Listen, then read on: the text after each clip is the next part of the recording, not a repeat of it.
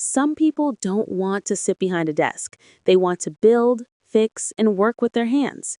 This is the realistic personality in the Holland model, often called R.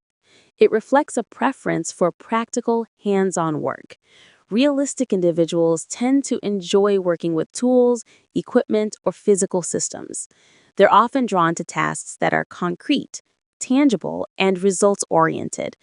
They value efficiency, problem solving, and seeing a clear outcome from their efforts. And they're usually more comfortable working with things than with abstract ideas or extended discussion. Picture a situation where something isn't working properly. A system breaks down or a process isn't producing the right result. The realistic type is the one who steps in, diagnoses the issue, and focuses on fixing it. They're not looking to debate the problem. They're focused on solving it. At their best, realistic individuals bring practicality and execution. They help turn plans into action and keep things working as they should. They're especially valuable in roles that require technical skill, hands-on work, and direct problem solving. But that same focus on practical work can sometimes make abstract tasks less appealing.